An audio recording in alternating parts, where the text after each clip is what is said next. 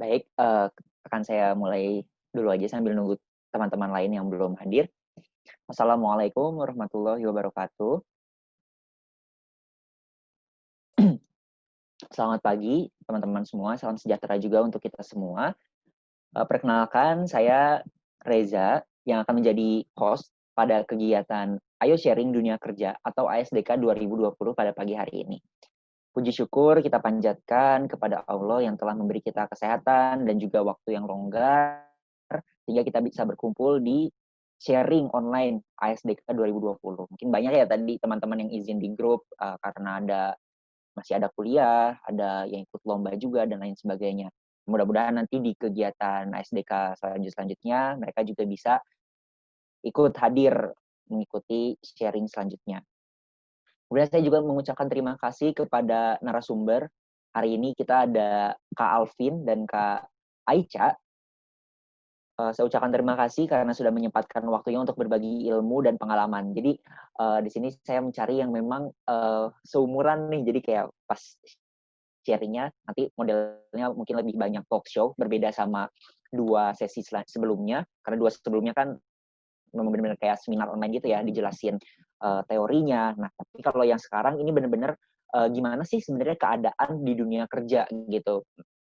Dan dengan yang umurnya masih pada muda-muda juga, jadi kayak kita bisa ngobrol dengan lebih santai. Nanti yang mau nanya bisa langsung tanya aja, bisa langsung ngobrol gitu. Kemudian saya juga mengucapkan terima kasih kepada para peserta yang sudah mendaftarkan diri untuk mengikuti ASDK 2020 ini dan juga sudah hadir tepat waktu ya, seperti biasa. Mudah-mudahan ketepatan waktunya ini bisa terus dipertahankan karena ini sangat menunjang selama bekerja nanti. Oke, sebelum memulai acara saya akan membacakan rundown terlebih dahulu dan juga tata tertibnya. Yang pertama, peserta hadir tepat waktu dan tidak meninggalkan konferensi di tengah-tengah materi maupun talk show-nya. Kemudian peserta supaya nanti menyalakan video saat webinar berlangsung. Kemudian yang ketiga, peserta dilarang menyalakan mic ketika webinar berlangsung, kecuali kalau misalkan nanti sudah diizinkan saat tanya jawab. Kemudian peserta diharapkan memperhatikan materi. Kemudian yang kelima, peserta yang ingin bertanya bisa langsung bertanya melalui kolom chat atau nanti bisa langsung dipersilahkan. Kemudian nanti sertifikat elektronik akan diberikan di setiap sesi kepada peserta yang menghadiri webinar secara penuh. Oke, kemudian ini rundown acaranya, pembukaan selama 10 menit, kemudian dilanjutkan dengan penjelasan materi dari narasumber, ini selama 1 jam, tapi nanti fleksibel saja, jadi nanti dibagi dengan 2 narasumber, kemudian kita lanjutkan tanya jawab, nanti ini juga bisa fleksibel, mungkin langsung masuk ke dalam penjelasan materi, kemudian seperti biasa kita tutup dengan foto bersama dan juga pengisian presensi ya. Oke, saya akan memanggil narasumber kita yang pertama. Nah, jadi Kak Aicha ini namanya Kak Aicha Syafira Asyuryani. Kak Aicha sekarang menjadi manajemen trainee di PT Taspen Persero. Dan sebelumnya juga Kak Aicha ini adalah alumnus dari Fakultas Ekonomi dan Bisnis Universitas Indonesia. Dan pernah juga menjadi asisten dosen di sana. Baik, kepada Kak Aicha, langsung saja. Silakan Kak, dinyalakan videonya. Halo semuanya, Assalamualaikum warahmatullahi wabarakatuh. Waalaikumsalam warahmatullahi wabarakatuh. Ya, Gimana Kak kabarnya? alhamdulillah baik Reza. Reza gimana kabarnya? Berarti Teman-teman kalau gimana kabarnya? alhamdulillah sehat juga. Ini hari Sabtu selalu libur ya kalau di BUMN? Iya, Apa gimana? alhamdulillah. Kerja cuma Senin sampai Jumat kebetulan. Oke. Oke, nanti mau menjelaskannya seperti apa Kak? Mungkin mungkin aku kan lebih banyak mengakomodasi pertanyaan dari teman-teman ya gitu, biar lebih open aja gitu, Hmm. kalau misalnya di awal gitu. Jadi mungkin perkenalan singkat dulu tentang aku sekarang di mana, pekerjaannya seperti apa, dan dari perusahaan mana. Terus nanti mungkin dari teman-teman kalau misalnya ada pertanyaan yang ditanyakan, silakan aja. Jadi kita bikin sesinya biar lebih cair dan mungkin teman-teman ada pertanyaan yang ingin diketahui kan dari awal, langsung bisa disampaikan ke aku, terus nanti kita open session aja biar lebih enak. Oke, berarti mungkin aku wakilkan dulu aja kali ya pertanyaannya, Kak. Ya, Mungkin siap-siap. dari tadi ya, penjelasan dulu deh, Kak, terkait Ya, apa sih tadi PT Taspen, Persero gitu. ya. Boleh Oke. dijelasin, Kak? Oke, jadi perkenalan dulu teman-teman, seperti yang udah dijelaskan sama Reza, kalau saya Aicha Safira, sekarang posisinya sebagai manajemen trainee dari PT Taspen Persero. Mungkin teman-teman banyak yang kurang ngeh ya, kayak apa sih PT Taspen gitu kan. Atau mungkin yang orang tuanya adalah PNS, udah ngerti gitu kan, apa itu PNS, apa itu Taspen. Atau mungkin teman-teman yang orang tuanya udah pensiun, mungkin agak familiar dengan Taspen. Jadi Taspen itu merupakan perusahaan yang bergerak di bidang jaminan sosial untuk ASN atau aparatur sipil negara. Coverage program kita ada 4, yaitu tabungan hari tua, jadi untuk seluruh ASN gitu. Sekarang kita peserta aktifnya berjumlah 4,6 juta, yaitu teman-teman yang sekarang ASN gitu ya. Jadi setiap bulannya mengiur pada Taspen untuk dikelola dananya untuk kesejahteraan hari tuanya nanti. Lalu peserta pensiun sekitar 2,1 juta orang gitu. Jadi overall ada sekitar 6,7 juta yang menjadi peserta dari Taspen sendiri. Nah, itu perkenalan singkatnya. Jadi kalau misalnya ditanya tentang Taspen itu apa, nah Taspen itu pengelola jaminan sosial untuk ASN.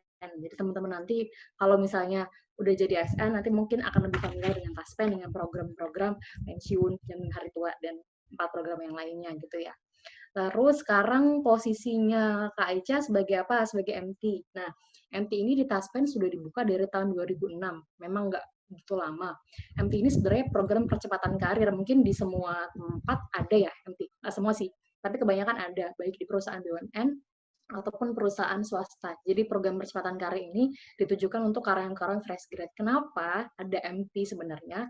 Karena kebanyakan masalah atau isu di perusahaan BUMN ini adalah gap generasi gitu. Jadi dulu kalau di Taspen sempat ada freeze untuk tidak melakukan rekrutmen selama kurang lebih 13 tahun.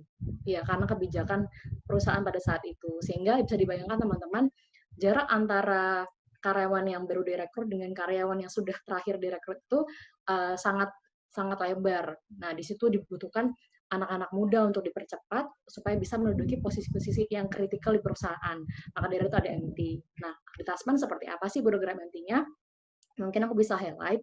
Kalau di zamanku itu waktu itu perekrutmen tahun 2018, sorry, 2018. Lalu kita ada serangkaian tes pasti di semua perusahaan BUMN. Nah, di situ kita masuk tes, lalu kita nggak langsung penempatan kerja, bedanya itu. Jadi kita ada orientation training dulu, itu in-class training selama kurang lebih 1,5 bulan, lalu dilanjutkan dengan OJT, on the job rotation. Nah, kita rotationnya di kantor pusat dan kantor cabang. Kantor pusat Taspen ada di Cempaka Putih, kalau kantor cabangnya ada di seluruh Indonesia. Ada 57 kantor cabang di seluruh Indonesia untuk pelayanan. Nah, kita rotation di situ selama kurang lebih 9 bulan. Nah, selama 9 bulan itu, kita ada assignment untuk membuat paper, gitu. Paper untuk inovasi apa sih yang bisa diterapkan di kantor cabang maupun kantor pusat. Nah, setelah itu kita diuji, presentasi ke BUD, setelah itu kita lulus. Nah, saatnya kita penempatan. Penempatan itu penempatan setelah program OJT dan OT. Penempatan itu, kebetulan saya sekarang ada di SDM, tapi sebenarnya lebih mengerucut ke corporate university-nya. Jadi, yang saya lakukan adalah untuk merancang, menganalisis, dan menganalisis program pendidikan apa sih yang tepat untuk karyawan. Karena kan kita ada sekitar berapa ribu karyawan gitu ya, yang tersebar di seluruh Indonesia. Nah, pekerjaan utama saya adalah untuk merancang apa sih pembelajaran-pembelajaran yang memang dibutuhkan dan kritikal untuk perusahaan. Nggak hanya untuk sekarang, tapi juga untuk masa depan gitu kan. Itu yang saya lakukan. Nah, setelah penempatan, nanti sekitar 1 tahun kemudian, tepatnya nanti di bulan November, kita akan ada implementasi proyek akhir. Jadi setelah kita presentasi ide inovasi ke BOD, nanti di akhir masa MT akan ada evaluasi nih.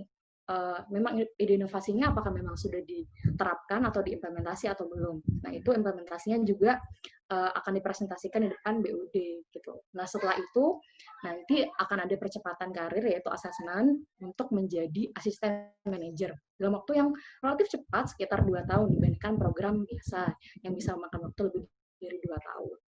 Ya, itu dulu sih Za, sebenarnya udah panjang banget ngomongnya. Iya, penjelasan singkatnya udah cukup Iya, menjelaskan panjang. ya. Oke, mungkin agak mundur dulu Kak. Tadi kan Ya, udah ngejelasin tentang taspernya, tapi sebenarnya ya. tadi itu udah disebutin ASN, BUMN, itu emang sebenarnya beda ya Kak? Beda-beda. Kalau ASN kan kita kenalnya mungkin PNS kali ya dulu. Kan namanya sekarang diganti aparatur sipil negara. Nah, itu memang yang digaji oleh APBN pemerintah dari bulan ke bulannya gitu kan. Anggarannya berbeda. Nah, kalau misalnya kalian BUMN, bukan PNS, bukan ASN. Karena anggaran untuk alokasi gajinya dan juga untuk pengelolaan karir segala macam itu ke perusahaan masing-masing. Jadi statusnya ada dua. Yang satu karyawan pemerintah ASN, yang satu karyawan BUMN yang bukan ASN. Oke, terus kalau berarti proses tadi misalkan nyebutin di Taspen atau sama BUMN lain, rekrutmennya berarti berbeda-beda gitu Kak? Nggak sesuai kalau Iya, PNS kan mungkin beda-beda. semuanya CPNS gitu. Iya, rekrutmennya juga beda-beda. Jadi kalau misalnya CPNS kan tergantung formasi yang disusun oleh Kementerian Pan-RB ya. Pan-RB itu kadang-kadang kayak berapa tahun dia ngeluarin formasinya berapa gitu kan untuk kementerian A, B, C, D, E gitu kan sesuai dengan kebutuhan. Kalau misalnya BUMN sesuai kebutuhan perusahaan masing-masing gitu. Tapi sebenarnya dan teman-teman yang lain mulai beberapa tahun terakhir ini ada rekrutmen bersama BUMN. Mungkin teman-teman bisa mengecek website dari Forum Human Capital Indonesia, FHCI namanya. Kalau nggak salah tuh ada sekarang, jadi kayak rekrutmennya tersentralisasi di satu sistem. Coba mungkin teman-teman kalau misalnya ada waktu longgar, dicek aja gitu. Namanya FHCI, portalnya, Forum Human Capital Indonesia. Oke. Terus kalau misalkan kerja di BUMN ini, apa sih Kak yang benar-benar dibutuhkan gitu sama perusahaannya? Orang-orang yang seperti apa? Atau soft skill apa sih yang benar-benar penting gitu? Oh gitu. Jadi sebenarnya kalau ditanya tentang soft skill yang kalau hard skill kan emang tergantung ke pekerjaannya masing-masing ya. Misalnya kayak orang IT pasti beda sama orang finance gitu kan. Kalau hard skill. Kalau soft skill ini sebenarnya setiap BUMN itu memiliki value sendiri gitu untuk melihat apa sih soft skill yang harus dimiliki masing-masing gitu. Kalau Taspen dulu punya value namanya Taspenku, inovatif, integritas, profesional, inovatif, berjiwa kompetitif, dan tumbuh. Itu ada 5 nilai. Nah, tapi sekarang 143 BUMN kalau nggak salah ya, jumlahnya itu disinergikan soft skill-nya, yang penting adalah 5. Baru ya, inisiatif ini dari Pak Erick Thohir gitu. Jadi soft skill yang paling penting itu 5, kalau di Kementerian BUMN ya. Semua perusahaan di bawahnya juga harus mengacu ke value tadi. Yang pertama amanah. Jadi kayak harus memegang teguh amanah gitu kan. Karena ini kan sebenarnya BUMN adalah mengelola dana kelolaan APBN sebenarnya juga kan. Mungkin teman-teman tahu kalau modal-modal BUMN yang belum go public itu sebenarnya kalau yang berbentuk perum katakan itu 100% milik pemerintah gitu. Kalau misalnya yang sudah listing maksudnya sudah mendaftarkan ke diri ke Bursa Efek, jadi perusahaannya itu perusahaan publik seperti Telkom, itu pembagian kepemilikannya pemerintah dan juga publik. Nah, otomatis ada uang BUMN, ada uang APBN yaitu uang rakyat kan yang ada di situ. Maka dari itu orang-orang BUMN harus amanah dong gitu. Karena ini uang rakyat loh yang kita pegang, yang kita kelola dalam bentuk proses bisnis gitu. Yang kedua kompeten. Jadi kayak karyawan-karyawan BUMN dituntut untuk terus belajar dan meningkatkan kapabilitas. Maka dari itu setiap BUMN itu biasanya ada korpunya gitu. Gimana sih caranya orang-orang BUMN tetap meningkatkan kapabilitasnya dan nggak kalah saing gitu kan. Terus yang ketiga harmonis dong gitu. Harus peduli dan juga menghargai perbedaan gitu. Gimana mau majuin BUMN Indonesia kalau misalnya di dalamnya orang-orangnya nggak harmonis. Terus yang ketiga loyal. Harus dong tetap berdedikasi ke perusahaan gitu kan. Lalu yang keempat ada adaptif, gimana supaya tetap berinovasi dengan kemajuan teknologi yang ada gitu kan. Dan yang terakhir adalah kolaboratif. Gimana caranya kita membangun kerjasama yang baik antar BUMN, dan kita juga sering banget ada namanya inisiatifnya sinergi BUMN. Jadi gimana supaya para BUMN ini yang jumlahnya banyak dan tersebar di berbagai sektor saling bersinergi. Misalnya butuh digitalisasi. Kita juga banyak kok spend bekerjasama dengan Telkom untuk digitalisasi layanan pensiun gitu kan. Terus kalau misalnya tentang pembayaran, bekerja sama dengan bank-bank BUMN. Lalu juga tentang misalnya kayak pengadaan baju atau segala macam, bekerja sama dengan perusahaan BUMN yang bekerja di bidang tekstil dan seperti itu. Itu sih sebenarnya soft skill yang paling utama yang baru memang di launching, yaitu nilai yang dalam singkatan akhlak. Itu sih, Za. Oke. Tadi Kak Ica bilang ada 143, berarti sebenarnya Iya, lebih banyak sih banget ya. Iya, banyak banget asli. Kalau diperinciin satu-satu kayaknya nggak cukup. Mungkin Iya. bisa ngejelasin nggak Kak, kayak sektornya sebenarnya ada BUMN di bidang apa aja, dan apa yang khas atau unik atau misalkan kelebihan dan kekurangan dari sektor-sektor tersebut gitu. Oke, sebenarnya kalau semua mungkin enggak ya. Kita ngambil contoh aja kali ya. Soalnya Ya, kayak teman-teman bisa googling dan lebih banyak yang dipaparkan di Google kan. Cuman kita akan sharing yang sesuai pengetahuan aja gitu kan. Pertama memang ada Pertamina. Ya kita udah lihat lah di sini. Salah satu pembicara yaitu Mas Alvin dari Pertamina. Pertamina kan kayak world class energy company gitu kan, yang asalnya dari Indonesia gitu kan. Bergerak di bidang energi tentunya. Lalu ada juga PLN. Teman-teman juga tahu kan ada PLN yang menguasai sektor listrik di Indonesia. Ada juga PT Telkom yang menguasai telekomunikasi di Indonesia gitu kan. Nah, sebenarnya ada lagi banyak sih sebenarnya di bidang properti. Ada Wijaya Karya. Kalau teman-teman tahu Wijaya Karya yang kayak suka bikin jalan tol gitu-gitu. Ada pembangunan perumahan atau PTPP itu yang fokusnya juga hampir sama dengan Wijaya Karya, cuman dia juga ada perumahan segala macam. Habis itu ada juga untuk sektor service, dia di bidang servis penerbangan, ada Angkasa Pura. Jadi kayak teman-teman kalau misalnya mau naik pesawat gitu kan, itu kan ada bandaranya, pengelolaan bandara, di pengelolaan bandara itu ada Angkasa Pura. Nah, Angkasa Pura ini kadang-kadang kayak setahu saya sih dipecah gitu. Kalau misalnya regional tertentu, Angkasa Pura 1, Angkasa Pura 2 kayak gitu. Setelah itu di bidang penerbangan ada PT Garuda Indonesia. Terus habis itu ada juga di bidang tekstil, PT Sritex. Kalau teman-teman tahu ya, Sritex itu juga BUMN. Setelah itu di bidang transportasi, ada juga mungkin teman-teman pernah lewat kantornya ya, ASDP namanya, di Kemayoran. Angkutan, sungai, dan pelabuhan.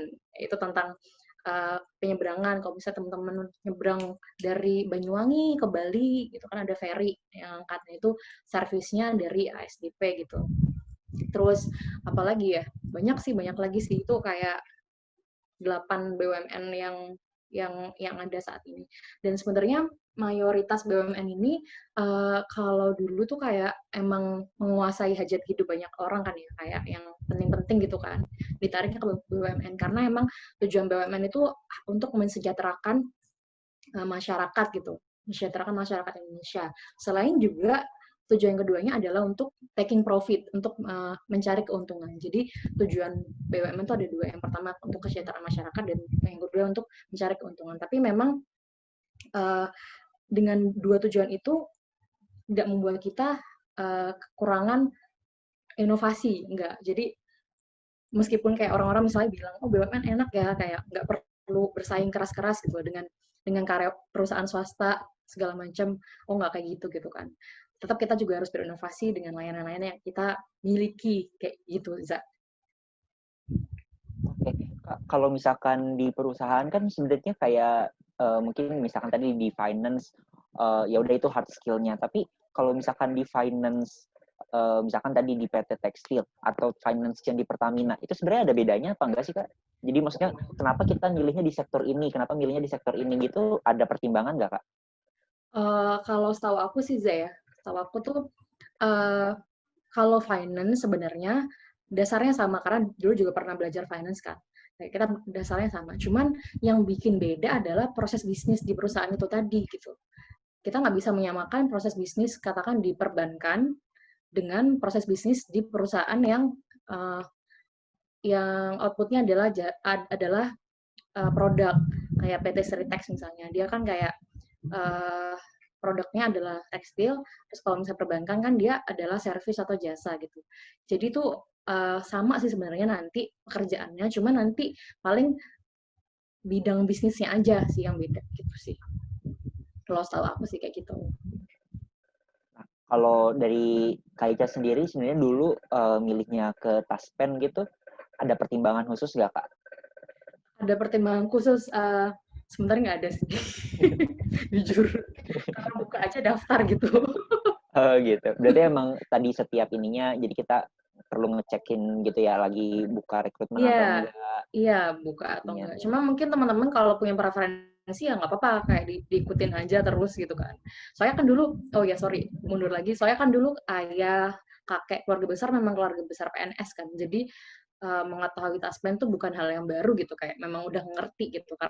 Karena emang keluarga besar keluarga ASN gitu. Jadi bukan hal yang baru untuk aku gitu sih. Oke. Mungkin dari teman-teman ada yang mau nanya, nanti bisa raise hand. Nanti biar nanti aku tunjuk. Ada yang mau bertanya dulu mungkin. Nanti juga di akhir ada kita tanya jawab lagi juga sih. Cuman ini sebelum kita pindah ke pemateri selanjutnya. Silakan di raise hand aja yang mau. Kan udah banyak banget nih penjelasan tentang BUMN-nya. Mungkin ada yang masih bingung atau tanya mungkin yang dasar-dasarnya seperti apa.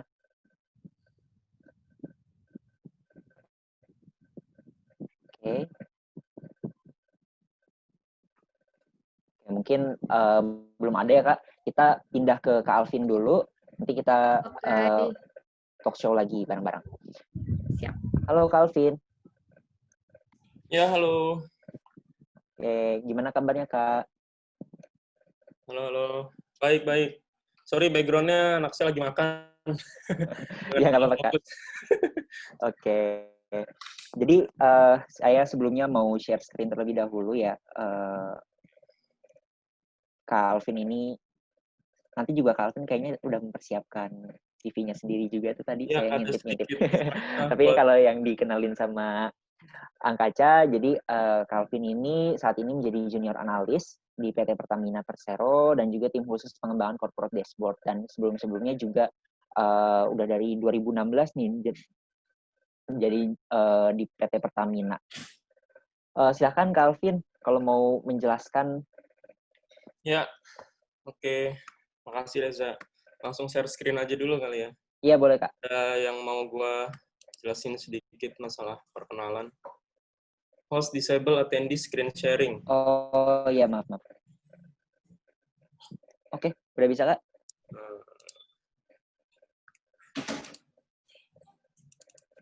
Nah, oke.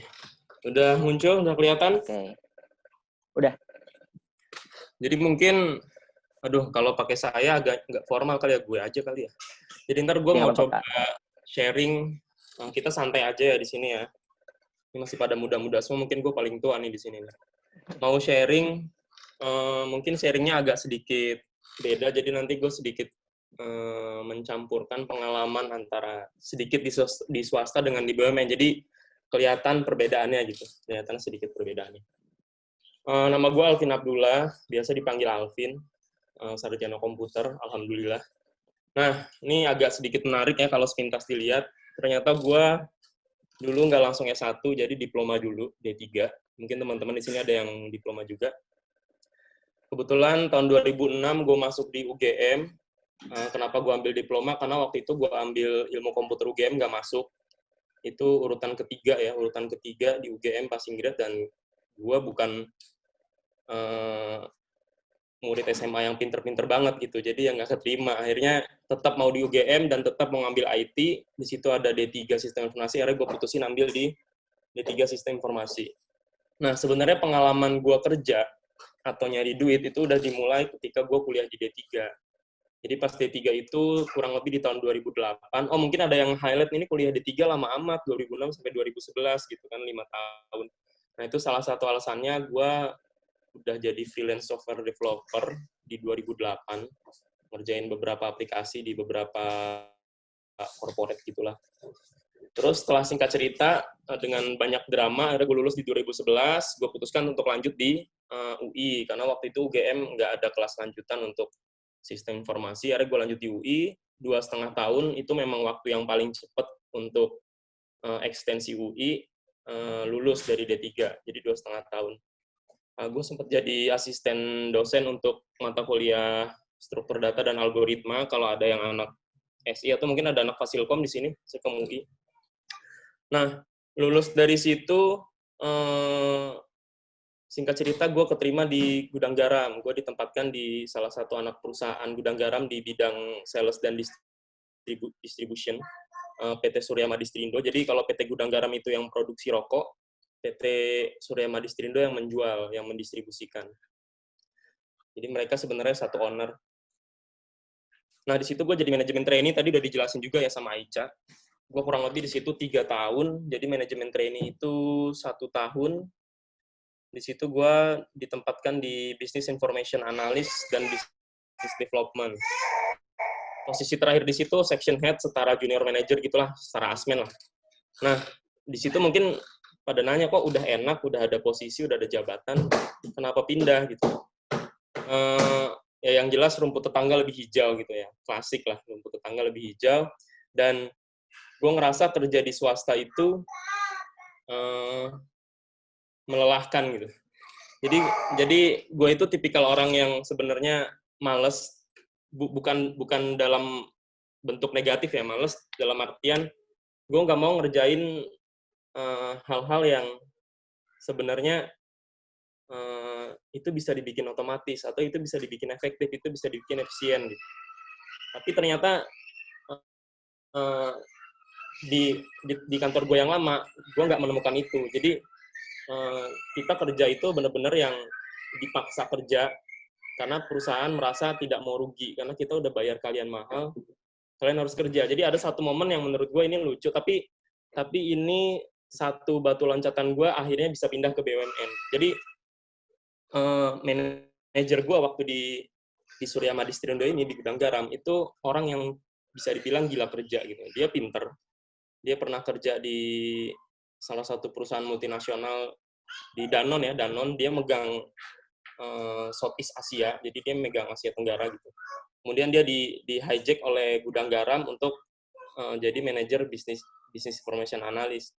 Nah, dia gila kerja, jadi waktu itu anak-anak MT itu hampir setiap hari pulang jam 6 sore. Pulang rame-rame jam 6, pulang rame-rame jam 6. Itu diperhatiin sama dia. Dipanggil junior manajernya, itu anak-anak MT jam 6 udah pada pulang gitu. Emang mereka nggak ada kerjaan. Itu padahal jam 6 sore ya, jam 6 sore. Emang mereka nggak ada kerjaan. Tambahin deh kerjaannya. Ditambahin, jadi kerjaan kita ditambahin bukan karena perusahaan butuh, tapi karena si manajer merasa anak MT itu nggak pantas pulang jam 6 gitu. Akhirnya kerjaan kita ditambahin. Nah, semenjak itu kita pulang jam 8, jam 9, jam 10. Dan itu cukup melelahkan buat saya karena memang agak kesulitan juga bagi waktu antara kerja dan kehidupan pribadi gitu ya. Nah, akhirnya di situ saya coba-coba cari kesempatan lain gitu. Kebetulan di tahun 2015 itu ada lowongan di Pertamina, ada bukaan, terus saya ikut.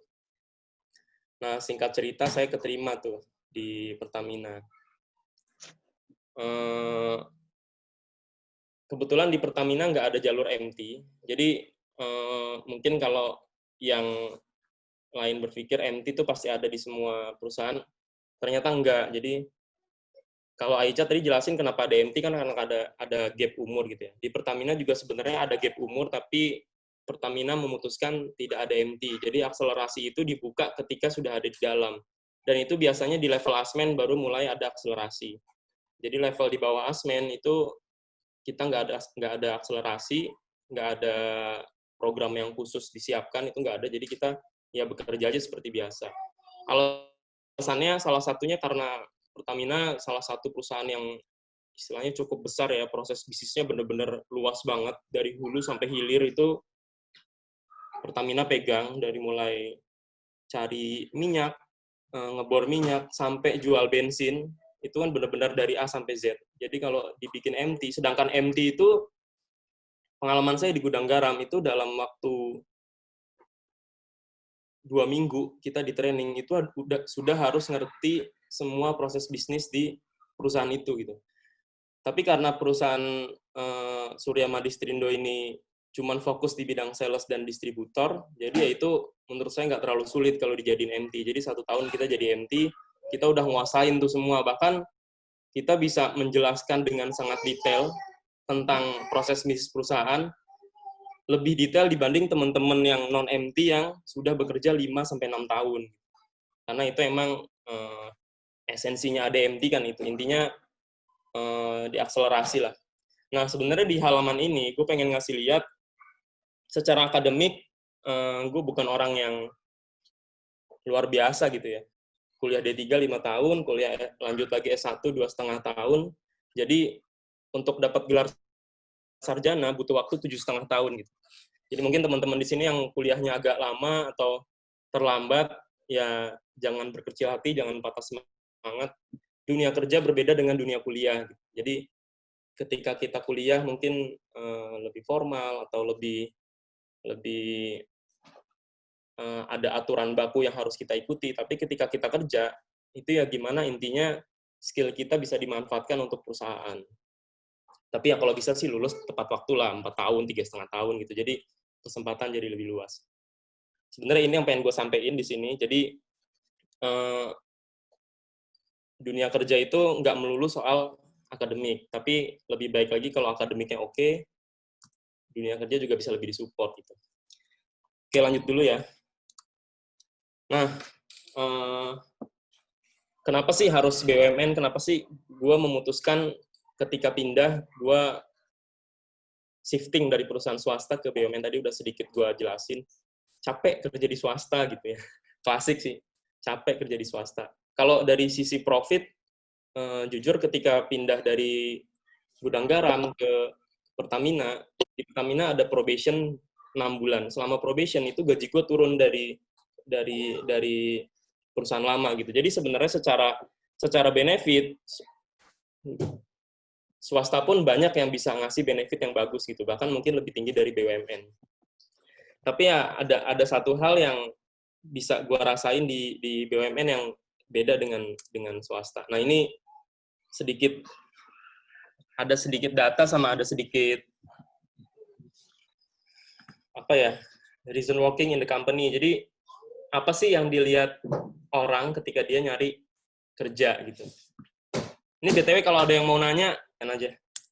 Nah, jadi ada 8 ya, ada 8 nih garis besar sih, nggak semua orang berpendapat sama, tapi secara garis besar ini. Image company, salary atau benefit, ini pasti ya, nomor 1 lah ini. Benefit, karir, minat detail, workplace, fasilitas. Kenapa gue pilih BUMN? Sampai sekarang pengalaman gue kerja di salah satu BUMN, ini semua diakomodir gitu. Semuanya diakomodir. Jadi kayak image company, ya siapa sih yang nggak kenal perusahaan BUMN gitu? Siapa sih yang nggak bangga bisa kerja untuk negara gitu kan ya intinya. Terus gaji, ya kalau di BUMN, gaji ya insya Allah bagus lah, insya Allah bagus. Mungkin ya anggap aja di atas rata-rata perusahaan lain yang mungkin levelnya sama gitu ya, benefit dan karir. Nah, yang menarik di BUMN, ini gue agak subjektif ke Pertamina ya, karena tadi kalau secara general mungkin Aicha udah jelasin. Untuk karir, yang bedain di BUMN dan di swasta, ketika gue di swasta, karir itu benar-benar terbuka lebar gitu. Jadi, teman-teman gue yang sekarang masih di sana, yang mungkin udah 5-6 tahun kerja, itu posisinya tuh udah ada yang jadi area manager, ada yang mungkin angkatan di atas gue itu udah jadi regional manager segala macam. Karena mereka benar-benar sangat mudah mempromosikan orang kalau dia benar-benar perform gitu. Tapi kalau di BUMN, nggak tahu, mungkin nggak semua BUMN, tapi khususnya di Pertamina itu nggak bisa terjadi seperti itu. Jadi di Pertamina itu sudah ada karir path. Jadi nggak bisa tiba-tiba orang masuk dalam 3 tahun dia jadi asmen atau jadi manajer, enggak, karena yang itu tadi proses bisnisnya terlalu luas, terlalu lebar. Jadi untuk jadi seorang manajer tuh kita tuh harus benar-benar ngerti banyak hal di perusahaan itu gitu. Benar-benar skill yang dibutuhkan tuh nggak main-main. Jadi kayak niscaya orang-orang yang baru kerja 3 tahun atau 5 tahun terus dijadiin asmen atau dijadiin manajer, itu pasti underperform lah. Kayak sulit dilakukan di Pertamina. Tapi ini beda-beda tiap BUMN, jadi tergantung kebutuhan dan tergantung kondisi perusahaan. Nah, kenapa BUMN? Dari 2015, nih gue cuma dapat 3 data, 2015, 2017, 2020, BUMN tuh selalu masuk ke hasil survei perusahaan favorit di Indonesia gitu. Kalau lihat 2015 nih ada beberapa perusahaan perbankan, telekomunikasi, terutama perbankan ya. Terutama perbankan itu pasti masuk deh. 5 besar, 3 besar itu perbankan pasti masuk. Kemudian 2017 juga masih banyak. Ini ada Wika nih BUMN juga. Indonesia Power nih anak perusahaan PLN. Terus Mandiri, BRI, BNI, itu udah pastilah PLN, segala macam, Telkom, dan lain-lain, PLNI.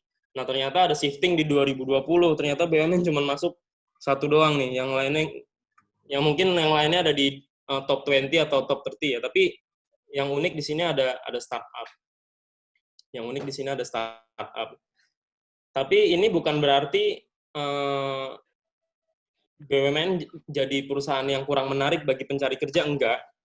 Karena ya itu, BUMN itu menawarkan, walaupun jenjang karirnya itu enggak terbuka di perusahaan swasta, kalau misalnya kita benar-benar sangat perform, terus kita benar-benar bisa dipromosikan dengan sangat baik, walaupun enggak, tapi karir PT itu sudah jelas gitu. Jadi hampir jarang banget orang masuk BUMN, dia pensiun dengan posisi yang sama, atau pensiun cuma naik berapa tingkat dari pertama kali dia masuk tuh hampir nggak ada. Di swasta itu bisa terjadi. Kalau di BUMN enggak, karena BUMN itu kalau gue bilang bahasa kasarnya ya perusahaan yang benar memanusiakan karyawannya gitu. Jadi mereka nggak cuman memikirkan memanfaatkan tenaga kita sebagai pekerja, tapi mereka juga memberikan feedback yang baik untuk pekerjaannya. Jadi ya gue rasa sih 2020 ke depan BUMN itu masih favorit banget lah. Contohnya Aicha deh, Aicha. Di Taspen tuh benar-benar ada program MT yang 2 tahun ketika dia lulus MT itu jadi asmen, itu kan luar biasa banget kan. Benar-benar ya itu percepatan yang luar biasa lah, udah keren banget lah itu. Masuk BUMN. Ada yang mau nanya mungkin? Kalau belum nih gue lanjut. Jadi subjektif ya, subjektif ke Pertamina.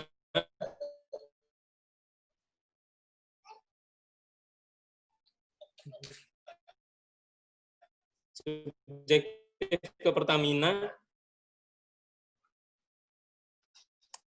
Pertamina itu tahun 2020 ada 200 lowongan. Kira-kira yang daftar berapa sih? Link aja di 50.000. 50.000. 50.000. Oke, gue kasih link aja. Ulangi.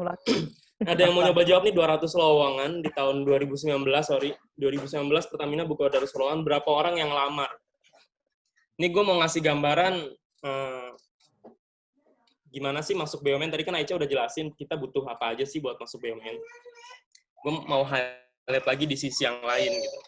Coba kira-kira ada yang mau ini, terserah mau di chat kah, mau di apa, boleh? Yang mau jawab di resen aja dulu, nanti saya tunjuk biar lebih tertata. Oke, yuk nggak usah lama-lama. Saya boleh jawab nggak, Kak? Boleh, tapi Aicha nggak dapat link aja. Sendiri kalau Aicha. Berapa, ada yang mau jawab? Ini nggak, kalau salah nggak diapa-apain, tapi kalau benar dapat 50.000 nih. 1 juta lowongan, 1 juta applicants, Kak. 1 juta, berarti mahasiswa lulusan Indonesia banyak banget ya.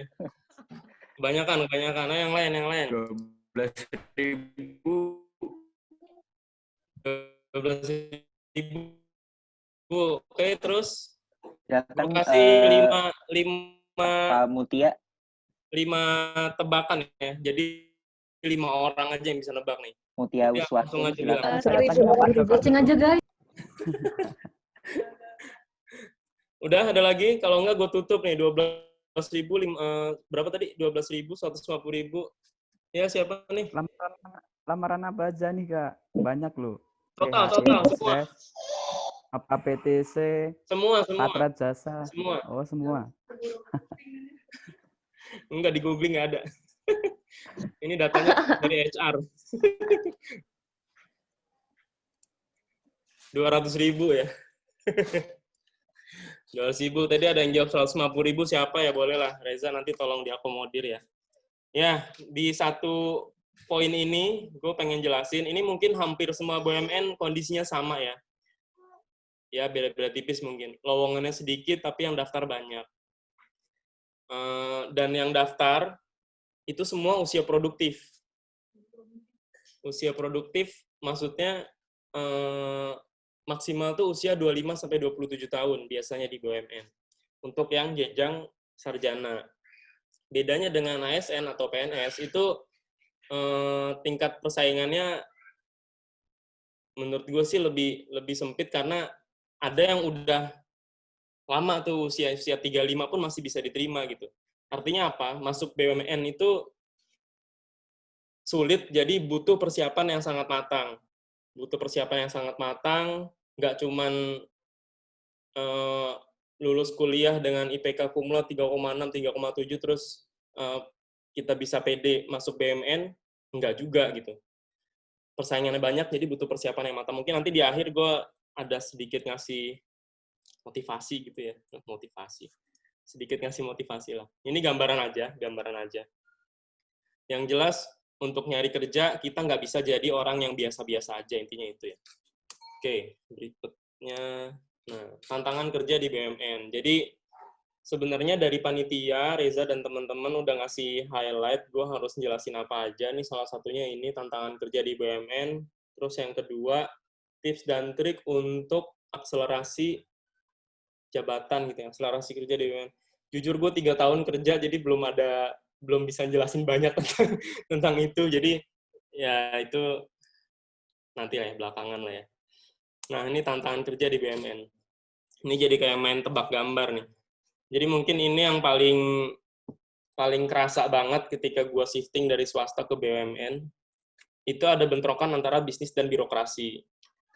Ketika di swasta itu kita cuma fokus ke bisnis, nyari duit, pokoknya gimana caranya, apa yang lu pikirkan, apa yang lu siapkan, apa yang lu kerjain itu semuanya money oriented untuk company growth, perkembangan perusahaan. Lupakan yang lain, pokoknya fokus gimana caranya kita dapat profit. Kalau di swasta fokusnya ke situ, tapi di BUMN agak sedikit berbeda. Tetap harus nyari profit karena memang tujuan BUMN kan untuk bantu negara menghasilkan uang ya, intinya gitu. Tapi namanya perusahaan yang mayoritas sahamnya dipegang oleh pemerintah, itu pasti ada yang namanya aturan-aturan yang mungkin di swasta kita nggak temui. Contoh simpel deh, kebetulan gue di IT, ketika cloud computing itu mulai terkenal gitu ya, mulai rame, banyak yang make. Itu nggak semua BUMN berani memanfaatkan itu. Padahal dari sisi bisnis itu bisa dibilang lebih efektif, lebih efisien dalam hal maintenance karena kita serahkan ke pihak ketiga. Tapi di sisi lain semua data yang ada di BUMN itu rahasia gitu dan nggak bisa sembarangan orang lihat. Jadi ada kendala gimana nanti kalau data kita simpan di cloud, nanti orang-orang bisa lihat, nanti dihack lah segala macam, nanti disebar luaskan lah, dan itu rahasia negara yang kalau disebar oleh sembarang orang nggak cuma merugikan perusahaan tapi juga merugikan negara. Jadi tanggung jawabnya nggak cuma ke perusahaan tapi juga ke negara juga. Makanya di situ ada birokrasi yang bermain. Mungkin di level yang lebih kecil lagi di BUMN itu biasanya organisasinya besar, apalagi perusahaan-perusahaan yang umurnya udah tua seperti Pertamina gini, biasanya memang organisasinya kurang efektif, mereka tuh gede banget gitu kan, tingkatannya tuh tinggi banget gitu. Jadi dari yang junior analis, asmen, manager, vice president, senior vice president, direktur segala macam itu pengambilan keputusan tuh kadang tuh lama banget, kayak harus ke atasnya lagi, manajer nanti tanya dulu ke atasnya lagi, lama gitu. Jadi kayak ketika keputusan udah diambil, kondisi pasar atau kondisi di luar itu udah berubah lagi. Beda halnya ketika di swasta, itu bahkan BOD, direktur, dan GM, itu dikumpulkan di satu ruangan terbuka. Ini nggak semua swasta sih, kebetulan di Gudang Garam budayanya gitu. Jadi direktur utama, direktur-direktur di bawahnya, general manager yang di kantor pusat, itu ditaruh di satu ruangan terbuka, mereka nggak disekat, nggak dikasih ruangan khusus. Tujuannya apa? Ketika mereka nemuin ide, nemuin strategi, nemuin problem solving, mereka bisa langsung panggil aja, ngomong aja langsung ke direktur, tinggal teriak-teriak aja gitu. Jadi perumusan masalahnya tuh bisa benar-benar cepet banget gitu. Tapi kalau di BUMN, mau ketemu VP harus janjian dulu sama sekretarisnya, nanti harus bikin surat dulu lah, apa segala macam. Jadi kayak lambat dan akhirnya kita mau nggak mau harus terbiasa sama hal-hal seperti itu gitu. Semuanya serba harus berjenjang. Itu beda, salah satu beda yang kerasa banget antara swasta sama BUMN. Gua kasih lihat nih. Nah, Reza tadi nge-share ya. Jadi dalam 3 tahun, itu gue udah mutasi berapa kali tuh? Udah mutasi 5 apa 6 kali, dan itu nggak semuanya bidang gue pas kuliah. Gue anak IT, tapi ketika masuk Pertamina, gue harus masuk di divisi sales dan megang akun receivable. Kalau anak akunting mungkin ngerti itu ngurus masalah piutang. Masalah piutang, posting jurnal, apa segala macam yang apaan tuh gue nggak pernah belajar gitu. Selama 7,5 tahun kuliah, gue nggak belajar itu, dan gue dicemplungin di situ dan harus langsung kerja. Minggu pertama gue masuk, gue langsung dinas sendirian untuk rekonsiliasi, di posisi gue nggak ngerti apa-apa. Itu di BUMN tuh sering terjadi kayak gitu. 1 tahun lagi gue dimutasi ke bagian payroll, jadi ngurusin gaji orang Pertamina, yang gue nggak kebayang, tahu-tahu gue dari piutang terus tiba-tiba masuk ke HR gitu.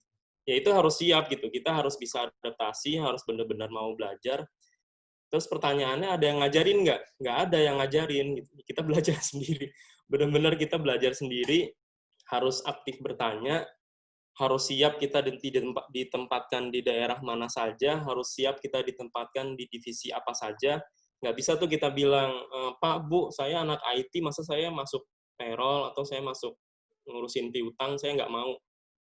Nggak bisa kayak gitu. Kalau di swasta sih, pengalaman saya waktu itu ya, kita udah disiapin, kamu bakal berkutat di divisi ini aja gitu, nggak keluar kemana-mana. Tapi kalau di BUMN harus siap, bahkan dilempar ke anak perusahaan atau mungkin nanti ke depannya mutasi antar BUMN pun mungkin bisa terjadi gitu.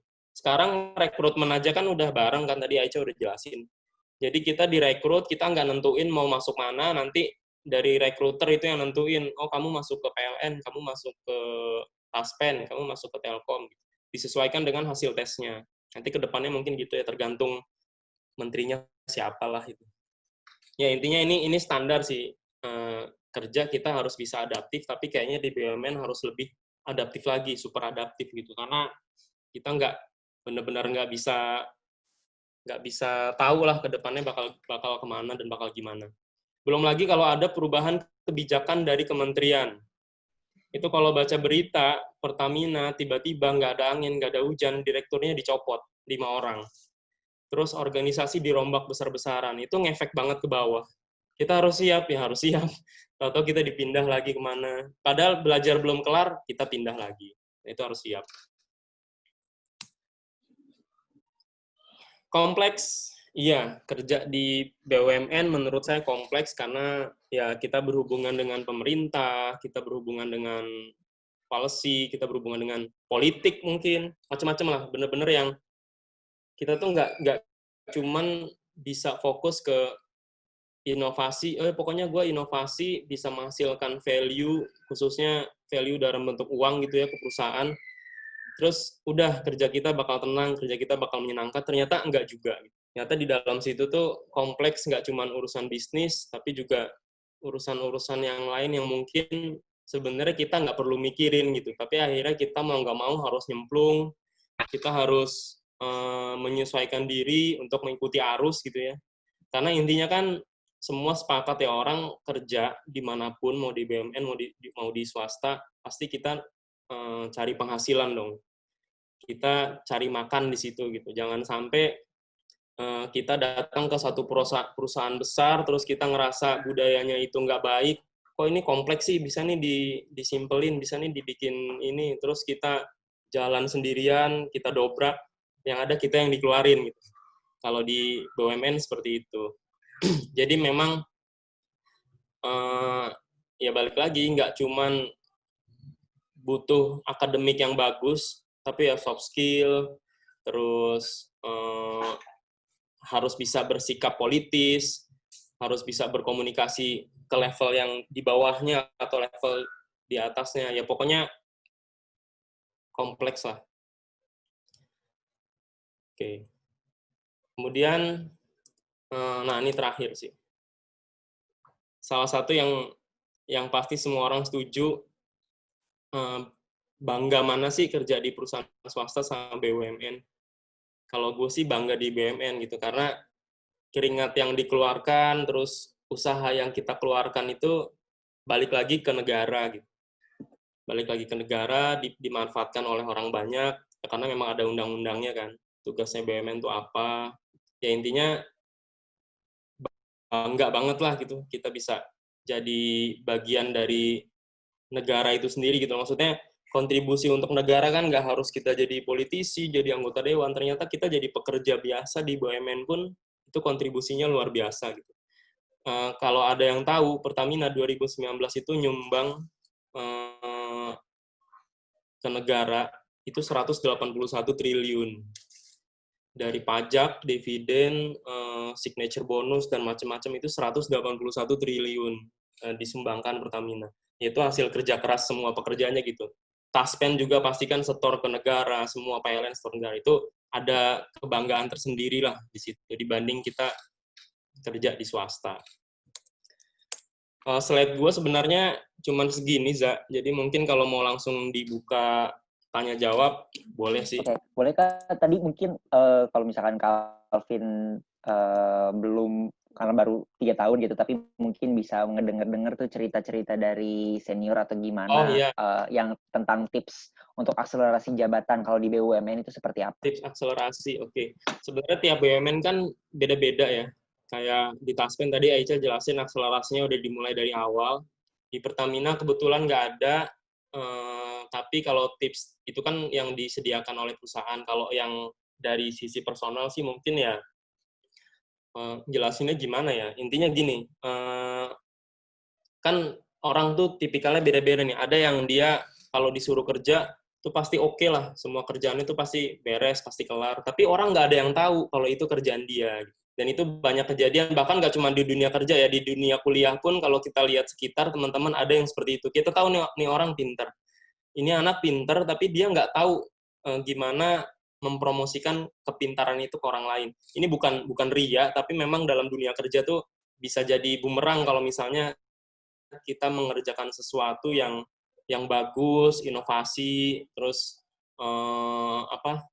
bisa bikin perusahaan jadi lebih maju gitu, tapi ternyata nggak ada yang tahu. Ya itu benar-benar orang nggak ngerti kalau si orang ini bisa kerja. Jadi yang pertama kalau khususnya di BUMN gitu ya, itu benar-benar harus bisa memposisikan diri yang baik. Gue bilangnya bukan menjual diri ya, memposisikan diri yang baik gitu. Jadi gimana caranya menggunakan hal-hal yang positif untuk memberitahu ke atasan kalau ini loh kerjaan saya. Gimana caranya komunikasi ke bawahan biar mereka bisa sama-sama membantu kita sebagai atasan untuk maju bareng-bareng. Kita sebagai atasan juga, misalnya nih, nanti Aicha jadi asmen, pasti kan punya bawahan dong, ada staffnya. Nah itu gimana juga seorang asmen bisa melihat staff mana aja yang bagus, karena kalau di level asmen dan manajer mungkin itu kerjaannya udah nggak teknikal, jadi dilihatnya bukan dari sisi apa yang dia kerjakan, tapi dari sisi timnya dia gitu. Jadi asmen bawahannya itu timnya bisa semaju apa sih? Nah, itulah yang jadi penilaian si atasan. Kalau level bawahan ya kalau gue sih intinya kerja yang sebaik mungkin dan kita bisa menjelaskan ke orang lain ini loh yang kita kerjakan. Komunikasi lah, intinya komunikasi. Kalau yang lainnya sih kurang lebih sama lah. Semua di dunia kerja ya gitu-gitu aja sih. Oke. Kalau dari Kak Aica mungkin mau nambahin, mungkin yang langsung di MT sendiri gitu. Ada tips gitu. Masih di mute, Kak? Untuk akselerasi ya, saya? Iya. Sebenarnya hampir sama Mas Alvin sih. Gimana cara kita tahu memposisikan diri gitu kan. Terus ini juga sih kayak do extra mile sih sebenarnya. Itu juga penting sih gitu. Jadi kayak misalnya dikasih target segini, kita bisa melebihin target tadi gitu kan. Soalnya kan kayak kadang-kadang kalau misalnya kita punya kompetitor gitu kan, katakan di tempat aku kayak sekali masuknya 70 orang gitu kan. Apa sih sebenarnya yang bisa membuat kita terdiferensiasi dari orang lain gitu kan. Ya itu tadi sih, kalau kita bisa do extra miles, kayak kita bisa menunjukkan kualitas yang lebih dibanding yang lain, itu bakal lebih bagus sih untuk karir kita ke depan. Gitu sih. Oke, berarti jangan secukupnya, tapi emang kalau bisa lebih, lebihkan aja gitu ya. Oke, ini udah beberapa pertanyaan masuk, nanti bisa langsung kita masuk ke sesi tanya-jawab aja, jadi nanti boleh ganti-gantian ngejawab duluannya, atau nanti mau menambahkan, silakan. Jadi yang pertama, apa tahap yang harus dilalui untuk menuju asmen? Ini belum kerja udah ngomongin asmen. Gak apa-apa, futuristis ya berarti ya, Yvonne ya? Terus Aica mungkin jawab, Ca. Oh, Aica. Sebenarnya kalau misalnya per perusahaan tuh beda-beda kan sistem karirnya. Tadi Mas Alvin sudah menjelaskan kalau misalnya di Pertamina memang tidak ada MT untuk open rekrutmen di awal, tapi nanti ketika sudah masuk gitu kan. Tapi kalau di Taspen beda lagi case-nya gitu kan. Per perusahaan juga beda-beda. Ini case study-nya untuk Taspen ya. Kalau di Taspen seperti yang tadi udah aku jelaskan di awal, otomatis kita masuk gitu kan. Kita orientation training, on the job training, lalu penempatan. Nah, di penempatan itu nanti setelah orientation, setelah on the job training, bikin paper inovasi ide gitu. Nah, pas kita penempatan dalam kurun waktu 2 tahun itu ada kesempatan untuk implementasi innovation ideas-nya di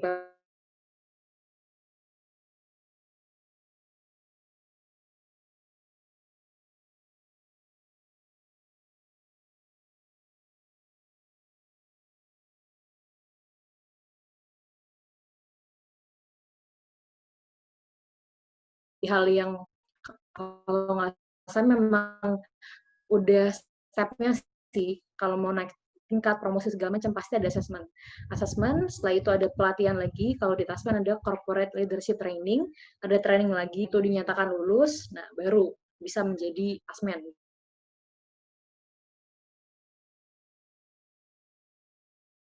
Ada jangka waktu implementasi ide selama 2 tahun. Nah, di situ diuji gitu kan. Kalau memang bisa lebih cepat, dia bisa lebih cepat promosi. Kalau misalnya dia butuh waktu lebih lama dari 2 tahun itu, katakan 3 tahun, bahkan 4 tahun, ya akan lebih lama gitu kan. Karena ide inovasi setiap orang dan juga resource yang dibutuhkan untuk implementasi ide inovasi beda-beda setiap orang. Dan juga, ya itu sih. Tapi normalnya sih kalau dari staff ke asmen, 2 tahun atau mungkin bisa lebih gitu. Itu sih Givon. Itu sih Za. Berarti kalau ya silakan Kak. Ya itu tadi udah jelas ya dari Aica, tapi jangan dilupakan ketika posisi di atas itu pasti mengerucut gitu. Jadi jumlah staff tuh misalnya masuk 70 satu angkatan itu belum tentu semuanya bisa jadi asmen atau belum tentu semuanya bisa jadi manajer karena bener. Makin sedikit kan jumlah posisinya itu makin sedikit gitu. Iya, benar. Nah, itu juga kalau di Pertamina itu salah satu jadi concern juga. Jadi pasti semua itu maunya orang kantor tuh maunya semua bisa jadi manajer gitu. Iya. Atasan juga maunya anak buahnya nanti bakal jadi manajer. Cuman kan posisi nggak memungkinkan dong. Masa semua masuk semua jadi manajer, nanti yang di manage siapa gitu. Nggak ada yang kerja gitu. Jadi harus lihat struktur organisasi perusahaan. Itu yang pertama. Terus yang kedua, mungkin tadi belum dijelasin Aisyah juga. Jadi ada perbedaan yang cukup kelihatan ketika kita posisi masih menjadi staff dan ketika kita masuk ke manajemen, entah itu levelnya junior atau levelnya senior manajemen. Jadi kalau kita level staff itu 90% yang kita kerjakan itu pasti technical gitu. Technical. 10%-nya baru manajerial yang sifatnya pun itu kita mempersiapkan diri untuk jenjang berikutnya. Betul, nanti ada training, ada program-program internal untuk development ke arah manajerial. Nanti ketika jadi asmen itu 50-50, dia bakal spread lagi, bakal split gitu. Teknikalnya 50%, 50%-nya manajerial. Terkadang ada orang yang lupa ketika dia udah dijadikan asmen atau di posisi junior manager gitu ya. Mereka lupa, mereka masih keterusan untuk ngerjain hal-hal teknis. Padahal dia harus mempersiapkan 50%-nya yang lainnya itu untuk bisa masuk ke jenjang berikutnya atau level manager. Jadi kadang lupa tuh dia masih 90% ngerjain teknis, 10%-nya manajerial. Jadi manajemen itu melihat siapa sih kira-kira yang pantas jadi manajer nih dari asmen. Mereka tuh nggak ngelihat orang yang pinter kerja, tapi orang yang melihat bisa kerja dan pinter manage orang gitu. Baru bisa naik. Nah, itu yang kadang suka dilupain. Ketika nanti jadi manajer pun, itu dibalik 10% technical, 90% manajerial. Jadi mungkin kadang suka ada jokes gitu ya. Kalau udah jadi level manager atau VP di BUMN kerjaannya enak banget. Oh iya bener. Kerjaannya cuma datang gitu kan, duduk, ngumpulin asmen, ada update apa hari ini.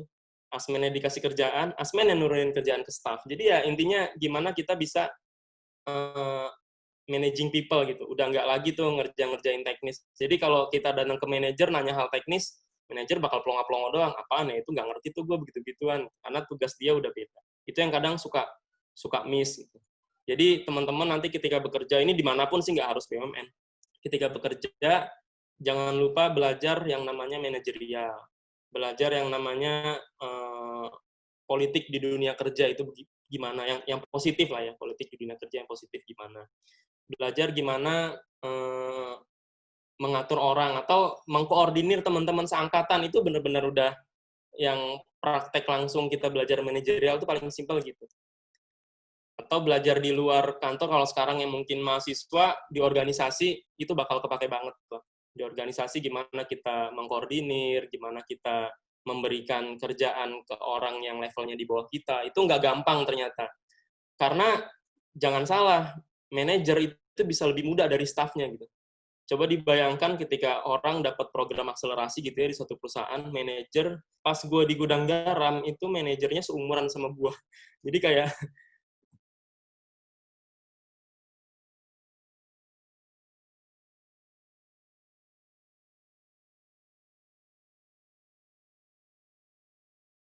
enak nih mau ngasih kerjaan. Udah gitu, udah senior, udah nggak bisa diajak ngebut, tapi harus dikerjain. Kan gimana kita memberikan motivasi. Nah, itu jangan lupa. Jadi, 90% teknis, 10% manajerial, terus nanti bakal naik 50% teknis, 50% manajerial, nanti bakal kebalik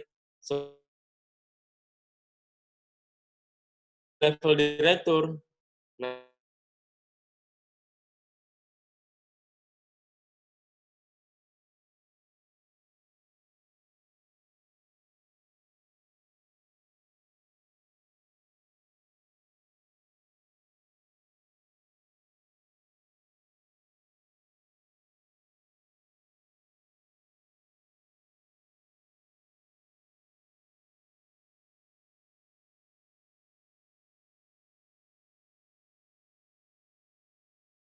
dia belum masuk BUMN tapi udah mikirin kayak gitu, sebenarnya banyak hal-hal yang bisa dilatih dari sekarang. Kayak tadi misalkan dari Mas Alvin tentang manajerial, yang sekarang lagi kuliah bisa ikut organisasi atau misalkan bikin acara apa gitu, memanage itu. Kalau dari Kak Aicha tadi tentang kreativitas, inovasi, dan kayak itu juga bisa dilatih dari sekarang gitu, biar nanti kita punya suatu bisa mendobrak inovasi gitu, yang itu bahkan berarti bisa dilihat sama manajer gitu ya. Oke, pertanyaan selanjutnya, kalau kerja di BUMN, ada jaminan apa saja sih yang diberikan oleh perusahaan kepada karyawannya? Oke, mungkin dari Mas Alvin dulu kali. Ini pertanyaan yang realistis, jadi benar. Jadi kalau masuk kerja harus itu dulu yang dilihat. Jaminan tuh apa ya? Macam-macam ya, ada profit, ada benefit gitu ya. Jaminan kalau kerja di BUMN sampai sekarang karir tuh masih termasuk jadi jaminan di BUMN. Tapi nggak tahu nanti ke depannya ya, karena persaingan makin keras. Jadi kalau sekarang di BUMN tuh karir tuh masih jadi jaminan gitu. Jadi hampir dipastikan kalian naik jabatan kalau di BUMN. Jadi ya ini mungkin bukan informasi formal ya, tapi pengalaman gue di rata-rata itu promosi gitu. Karena apa? Karena posisi dia sekarang harus dikosongkan dan posisi di atas harus diisi. Jadi mau nggak mau harus ada pergerakan gitu. Harus ada pergerakan. Jadi geraknya itu bareng-bareng. Nanti ketika yang senior pensiun, itu otomatis nanti diisi. Jadi dia harus jalan terus gitu loh. Nggak bisa didiemin doang di satu tempat. Di situ aja ini orang nggak bisa kerja, udah tinggal aja dia di situ. Itu nggak bisa. Jadi itu udah tugasnya orang human capital untuk memastikan semua pekerja di situ mendapatkan hak yang sama dalam hal karir gitu. Itu di BUMN sangat dipikirkan. Kalau di swasta bisa terjadi, oh nih orang nggak perform, udah dia didiemin di situ aja, atau kita kerjain biar dia resign. Itu terjadi di perusahaan saya yang lama. Jadi dia nggak dipecat, karena kalau dipecat aturannya harus ada 3 kali pesangon. Jadi dia dibikin nggak nyaman biar dia resign sendiri, karena dia nggak perform. Di BUMN, alhamdulillah itu belum saya temui. Jadi bahkan orang yang nggak perform tuh kayak apa ya, jokes-nya itu bisa jadi manfaat gitu loh. Jadi di Pertamina kebetulan sistem penilaiannya menggunakan kurva normal. Jadi kalau ada yang nilainya bagus, harus ada yang nilai jelek. Itu kurva normal tuh, harus seimbang. Nah, orang-orang yang nggak perform itu disayang sama teman-temannya gitu, karena biar dia jadi tumbal, udah biar dia aja yang ditaruh di nilai jelek, jadi kita aman gitu. Itu jokes-nya gitu. Jadi yang pertama yang mungkin harus syukuri kerja di BUMN itu karir masih jadi jaminan sampai sekarang. Yang kedua, yang pasti semua orang butuh jaminan kesehatan. Jadi kalau sekarang mungkin pemerintah punya BPJS, biasanya di BUMN punya asuransi sendiri gitu. Punya asuransi sendiri yang mungkin standarnya beda-beda lah, tiap perusahaan standarnya beda-beda. Tapi ya itu benar-benar menguntungkan gitu ya. Semua tahu lah biaya kesehatan tuh mahal banget gitu. Dan biasanya BUMN kan itu sama ya, sebenarnya modelnya sama kayak BPJS, tapi yang membayarkan adalah perusahaan. Jadi BPJS pun dibayarkan, jaminan kesehatan yang lain juga dibayarkan. Terus ya itu udah hal umum lah. Yang kedua, jaminan hari tua. Nah ini kayak Aicha nih kerjaannya Taspen. Kalau Taspen untuk PNS, kalau di BUMN biasanya kita lempar ke pihak ketiga, tapi perusahaan juga punya yang namanya skema apresiasi untuk pekerja. Jadi biasanya kalau udah pensiun, nanti dihitung masa kerja, ada formulasinya gitulah. Di akhir masa jabatan, dia bakal dapat apresiasi dalam bentuk uang lah ya, gitu, dalam bentuk uang sekian untuk dia pensiun.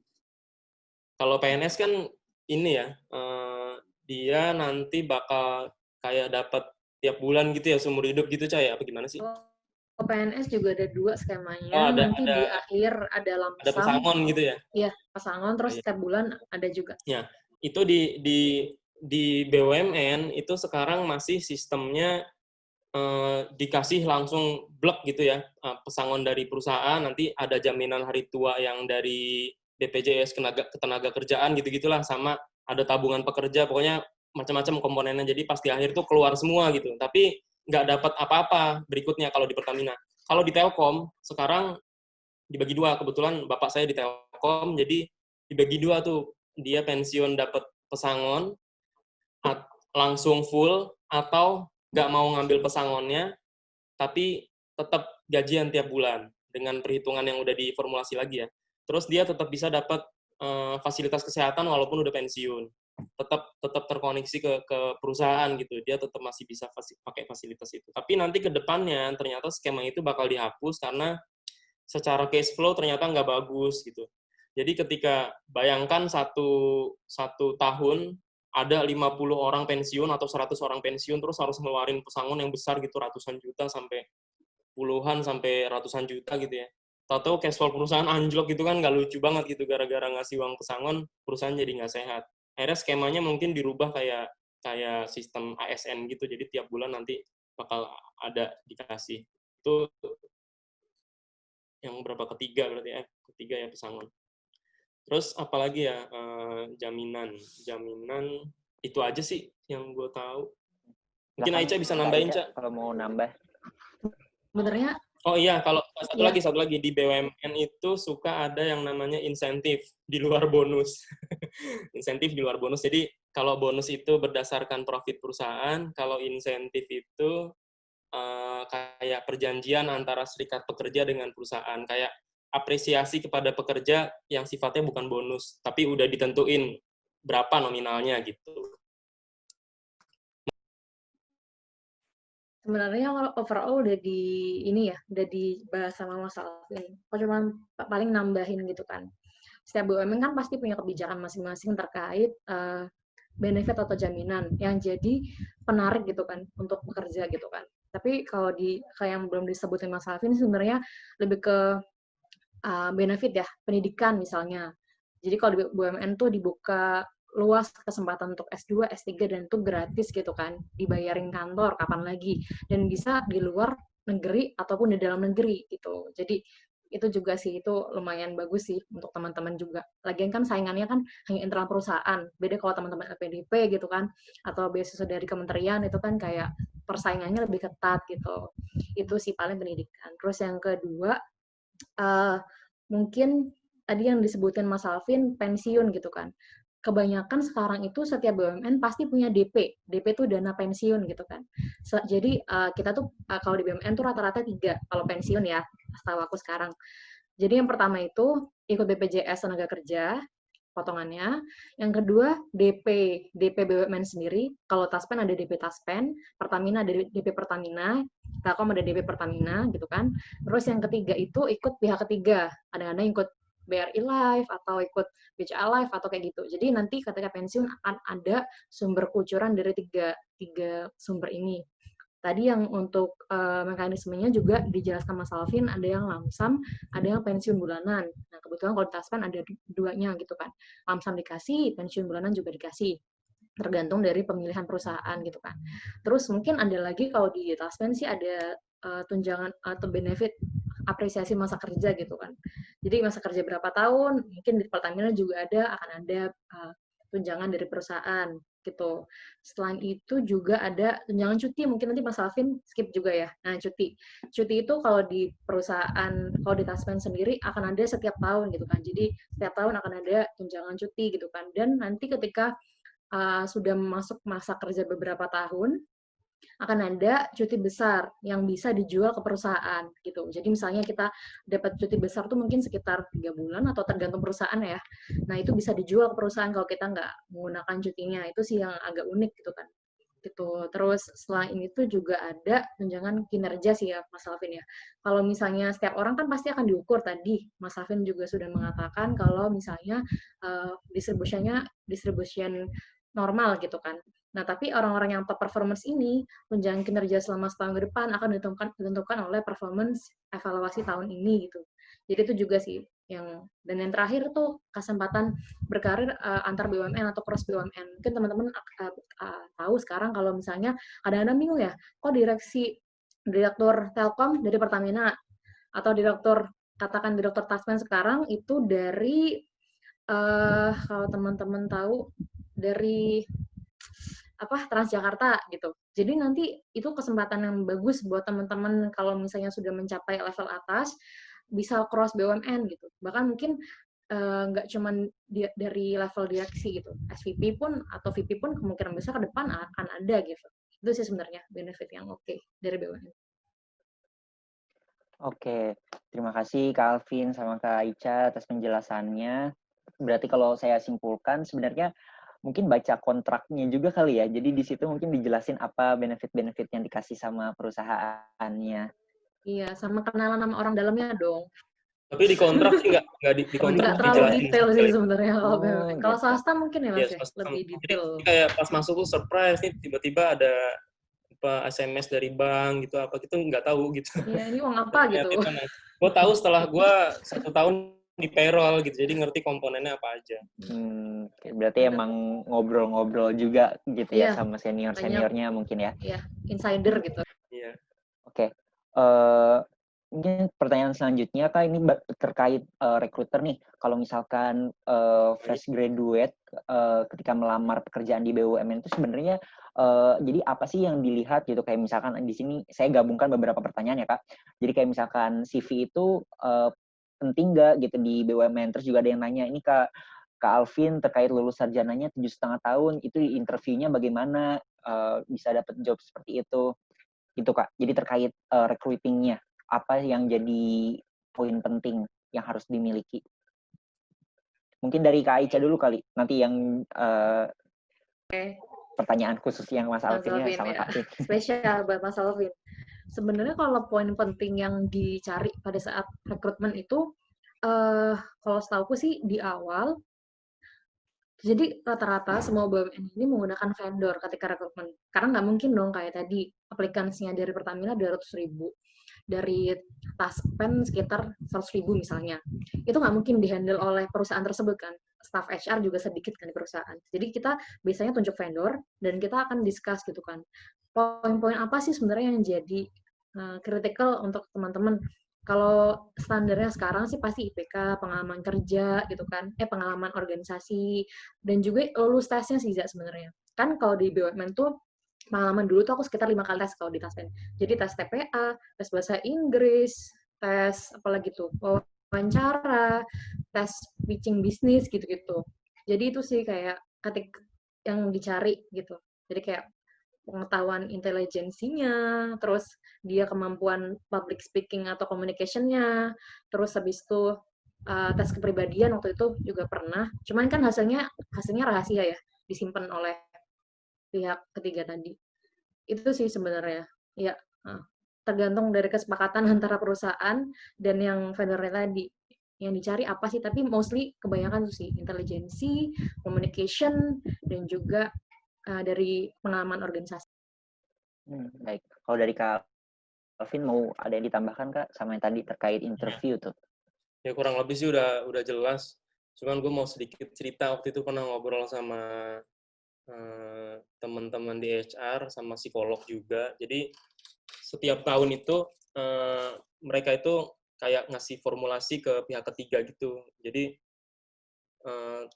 menyesuaikan dengan target perusahaan di tahun itu gitu. Mereka mau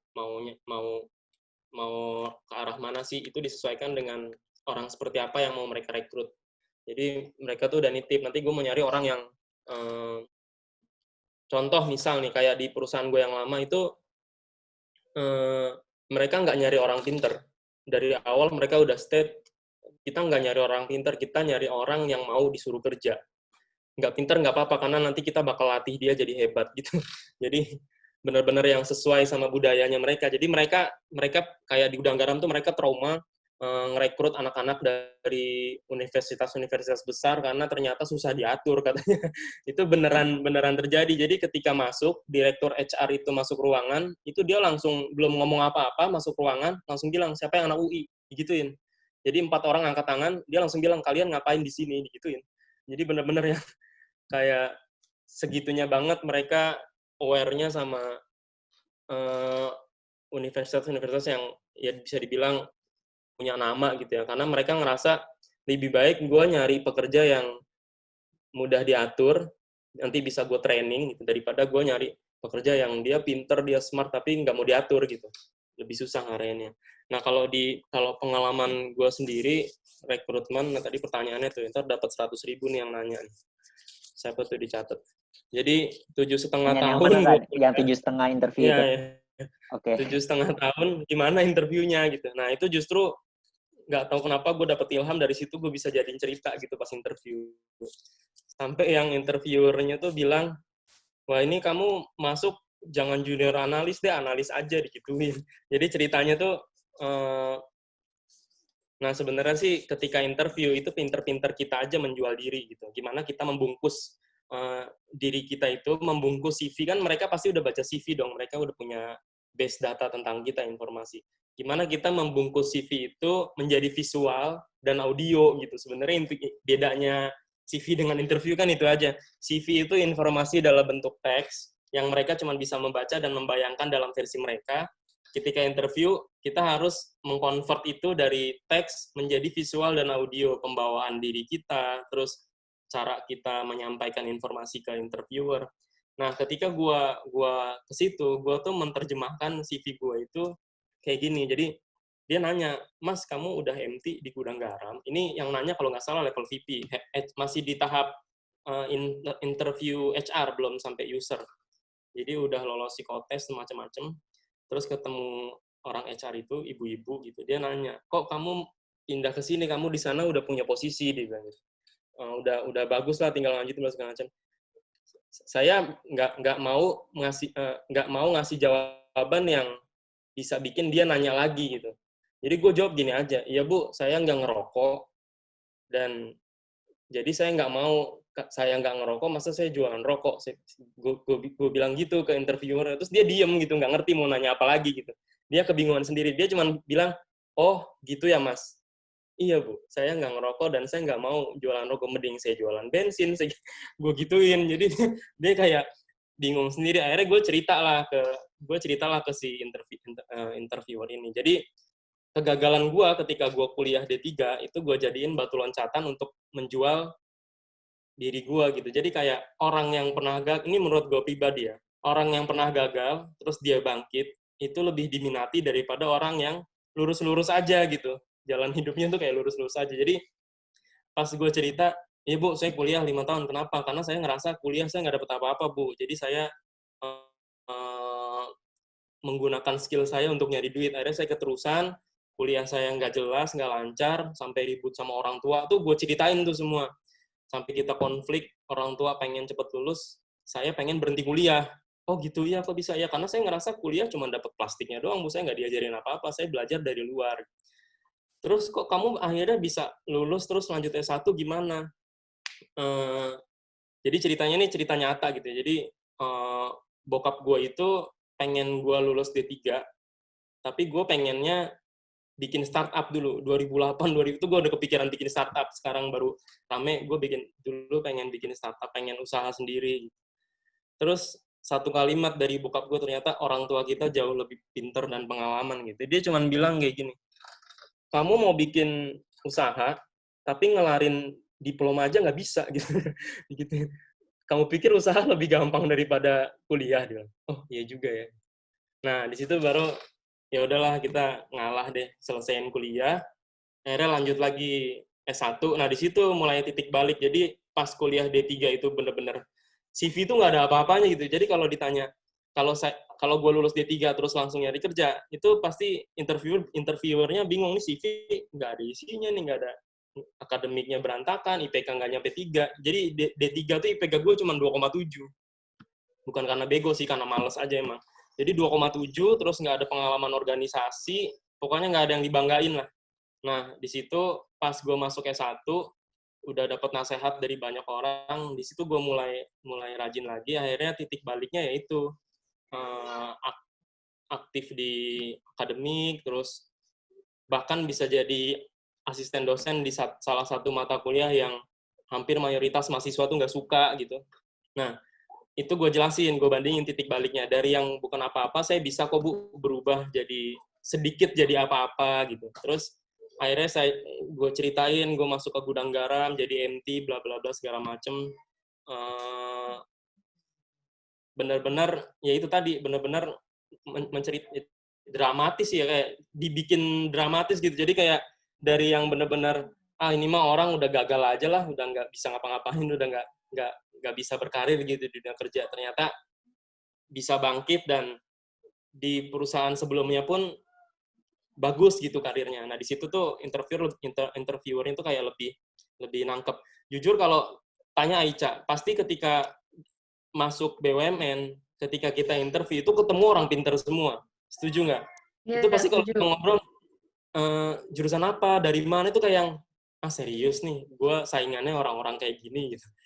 Masa sih gue bisa keterima gitu? Itu beneran terjadi, dan mungkin di swasta pun ketemu ya kayak gitu, kayak kuliah di mana? Ya gue kuliah di Monas. Monas. Oh Australia. Iya. Ada lagi yang kuliah di mana? Ya gue di Amerika ambil jurusan oil and gas. Terus gue gitu, terus aduh gimana nih, gue kayak untung nggak ada yang nanya gue, aduh kuliah di mana, terus berapa lama gitu kan, kayak malu banget gitu ya, kayak kuliah 7,5 tahun.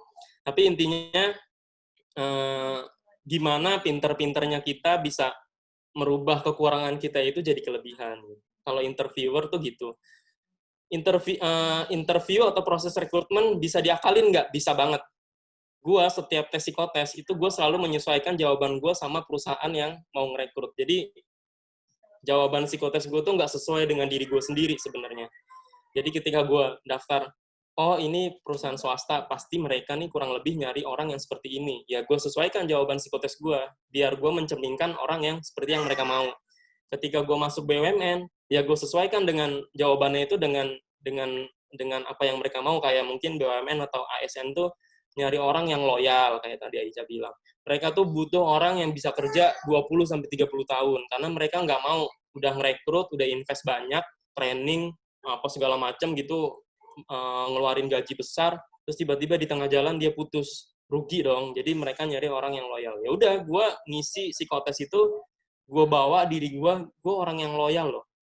Gue bukan orang yang suka lompat-lompat, kayak isunya anak UI suka loncat-loncat gitu. Enggak, gue nggak gitu. Jadi gue loyal gitu.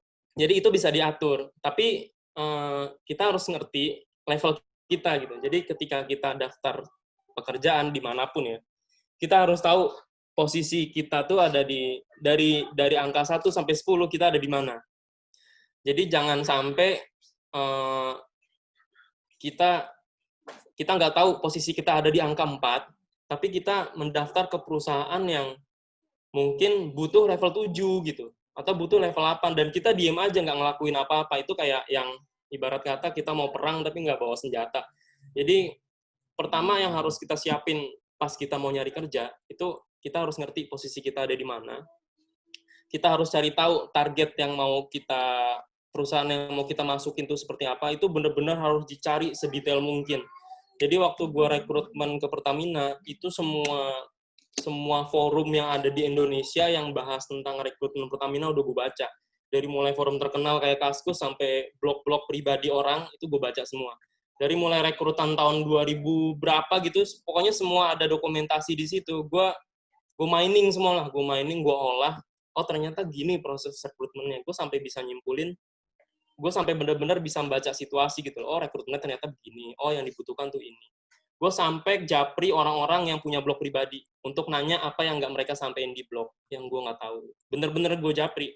Ya dengan bahasa yang sopan, Kak, dulu pas rekrutmen nunggu dari step A ke step B itu berapa lama gitu-gitu. Terus gimana sih? Itu benar-benar gue jalin komunikasi ke orang-orang yang gue gak kenal.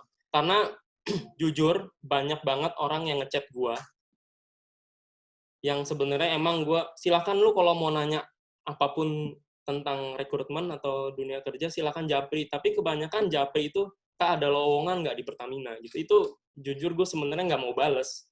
Jadi kayak 2020 lu japri cuman mau nanya ada lowongan apa enggak, itu kayak yang lu kemana aja gitu. Job Street itu udah banyak gitu teman-temannya tuh, ada Job Street, ada Job Planet, ada Job Tugo, itu benar-benar lu bisa cari di situ. BUMN juga punya situs rekrutmen sendiri, Kementerian BUMN juga udah ngerekrut bareng-bareng. Jadi informasi-informasi yang sepele kayak gitu tuh sebenarnya udah nggak perlu ada di benak kalian gitu. Jadi mulai sekarang nih teman-teman yang baru lulus, baru mau nyari kerja, langsung targetin, oh gue pengen kerja di Toyota, gue pengen kerja di Astra. Korek semua informasi yang ada di internet atau yang ada di senior-senior kalian yang udah kerja di situ. Itu bener-bener lu mining semua datanya, lu jadiin informasi, lu simpulin, lu bandingin sama level lu sekarang ada di mana, terus informasi itu menunjukkan ini perusahaan ada di level berapa. Lu kejar levelnya. Sesimpel itu sebenarnya. Jadi jangan sampai, oh, gue lulus, gue pengen kerja di perusahaan terkenal, Big Four gitu. Gue pengen kerja di Deloitte.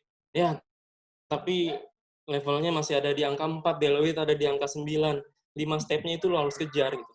Caranya macam-macam, lo ikut seminar, lo belajar technical, lo soft skill, baca buku, baca koran. Karena baca buku dan baca koran itu pasti semua orang setuju. Pas lo sering baca buku atau baca koran, interview itu sepele banget.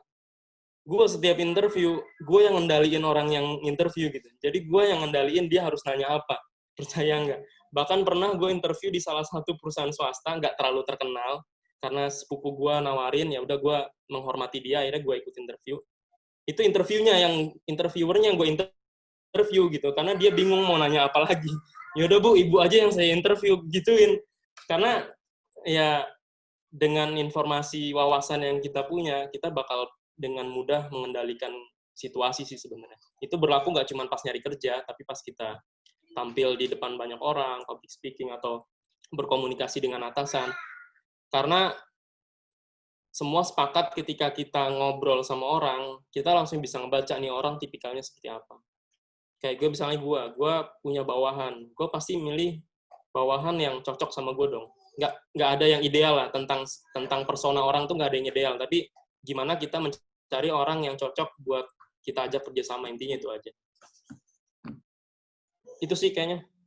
Bisa. Oke, jadi kalau aku simpulin untuk masalah rekrutmennya, jadi kita harus tahu perusahaan itu gimana budayanya, kita tanya-tanya, cari informasi yang banyak, dan itu dipersiapkan dari sebelum kita mau nge-apply gitu ya. Oke Kak, karena ternyata nggak bisa nih, udah waktunya udah 11:30, mungkin ditutup sama... Kenapa Kak? Lewat jam 12 harus ngasih makan.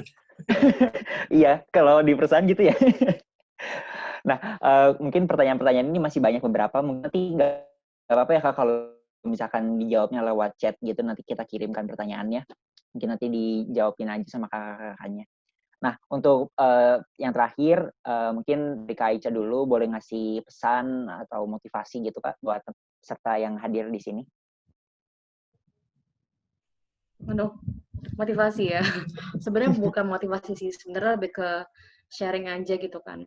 Sebenarnya buat teman-teman sekarang yang ada di bangku perkuliahan gitu kan, jangan pernah puas sih sama yang didapat sekarang gitu kan. Terus tingkatin kapabilitas diri gitu kan, dengan banyak ikut katakan organisasi kalau misalnya suka organisasi, ikut klub-klub yang pengembangan hobi kalau pengen gitu kan. Intinya tingkatkan network, tingkatkan network, asah skill gitu kan. Misalnya ada yang suka skill-skill tentang Adobe Photoshop, tingkatin gitu kan. Karena misalnya di dunia kerja itu akan kepake gitu kan. Kalau memang relate ya gitu kan.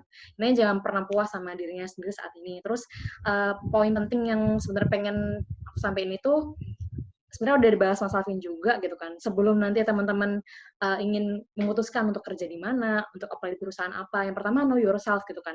Kalian harus tahu diri kalian tuh kayak apa gitu kan. Misalnya kayak orangnya memang susah untuk ngikutin aturan misalnya, atau kayak emang lebih suka independen gitu kan, terus masuk ke BUMN, ding dong, takutnya malah nggak sesuai gitu kan, karena BUMN kayak memang harus teratur segala macam gitu kan. Jadi harus tahu diri sendiri gitu kan. Kalau memang cocok kerja di perusahaan BUMN yang secara garis besar kita sampaikan tadi, ya oke, nggak apa-apa, masuk aja. Terus juga tujuan kalian kerja apa sih sebenarnya gitu kan. Karena nanti di dunia kerja banyak banget nih tujuannya gitu kan. Ada yang orang emang cari karir gitu kan. Kalau cari karir lebih bagus ke swasta misalnya gitu kan. Karena memang tadi seperti Mas Alvin sampaikan gitu kan, pengembangan karir di swasta tuh lebih cepat dibandingkan BUMN gitu kan. Atau mau cari work-life balance gitu kan. Mungkin cocok di ASN atau mungkin cocok di BUMN gitu kan. Karena secara work pressure tuh nggak sebanyak di swasta gitu. Atau ada juga yang emang cari dia pengen cari materi gitu kan. Ya coba aja gitu kan, cari perusahaan yang gajinya gede. Nah, teman-teman harus tahu nih stance awal gitu kan. Mau kerja apa sih tujuannya gitu kan. mau emang karir gitu kan. Kalau pengen muda ya udah coba cari perusahaan yang memfasilitasin karir. Work life balance cari kayak gitu kan. Supaya nggak kecil nanti di akhir gitu kan. Terus yang kedua, sebelum juga apply ke perusahaan tertentu, seperti yang tadi disampaikan Mas Alvin, know your company gitu kan. Tadi bener-bener sebelum pengen masuk ke perusahaan, tadi kan Mas Alvin juga sempat searching, begitu pula yang aku lakukan gitu kan. Sebelum masuk ke Taspen juga ngebacain semua blog-blog orang deh pokoknya, kayak jadi udah ngerti step-step mereka tuh apa aja, dan juga update tentang isu-isu terbaru perusahaan tadi gitu kan, dan banyak kepo gitu kan. Terus kayak banyakin baca pokoknya intinya kalau memang pengen masuk ke perusahaan tertentu. Dan juga yang terakhir buat teman-teman, do your extra mile sih sebenarnya tadi yang aku sampaikan gitu kan. Kalau misalnya banyak applicants nanti pada saat ngelamar pekerjaan, apa sih yang buat kalian unik gitu? Coba bikin dari sekarang deh. Kalau sama-sama TOEFL 500, apa sih yang bikin kalian unik gitu? Kalau sama-sama banyak organisasi, apa sih yang bikin kalian unik? Sehingga pada saat kalian apply ke perusahaan tertentu, kalian tuh nggak terkalahkan misalnya. Kayak, oh ya ini gitu kan. Mas Alvin tadi kuliah jadi setengah tahun, tapi pengalaman kerja banyak. Sangat inspiratif gitu kan. Sehingga recruiter jatuh cinta kan sama Mas Alvin. Ah, bagus nih gitu. Jadi, temukan unique position kalian, biar perusahaan tuh kayak, oh ini, he's the one gitu, atau she's the one gitu kan. Jadi, bagian dari perusahaan. Terus kayak, itu tadi sih, dari aku. Oke. Oh, bagus banget nih sharingnya. Kalau dari Kak Alvin mau cuma ditambahin Kak atau pesan? Nambahin 2 kata, jangan sombong. Ya beneran ini jangan sombong, tapi artinya luas banget, serius. Jadi semua yang dijelasin Aicha itu udah mewakili banget, tapi satu yang menurut gue perlu banget nih semua orang yang ada di sini ngerti nih. Jangan sombong gitu, mau sepinter apa kalian, mau kalian lulusan dari perusahaan ternama, luar negeri atau apapun, jangan sombong lah. Tetap tunjukkan kecerdasan dan kepintaran kalian dengan cara yang elegan gitu. Jangan sampai merendahkan orang lain, terus merasa paling pinter sendiri. Ini kejadian sedikit cerita, nggak apa-apa ya, molor-molor dikit ya, 5 menit lah. Jadi ada teman istri gua ngechat ke DM gitu. Jadi dia, ini diceritain nggak apa-apa kan? Izin dulu. Jadi ada yang ngechat ke DM karena kebetulan suaminya di Pertamina, jadi ada ngechat. Iya, jadi ada teman dia itu, entah temannya lagi apa gimana, pokoknya ada orang yang cerita, dia tuh sampai kesel banget karena dia nggak diterima di Pertamina. Dia pintar secara akademik, kalau dilihat dari catatan di atas kertas ya keren banget gitu lah. Tapi dia nggak diterima. Dia kesel banget sampai yang nulis status atau apa gitu, dia bilang, Pertamina bakal nyesel nggak nerima gue. Itu kayak yang sombong banget sih ini jadi orang gitu, kayak yang daftar ke BUMN tuh hampir mayoritas orang pintar semua gitu. Kalau lo cuma ngerasa pinter doang tapi lo nggak punya attitude ya, mohon maaf deh, kita nggak mau kerjasama sama orang kayak gitu.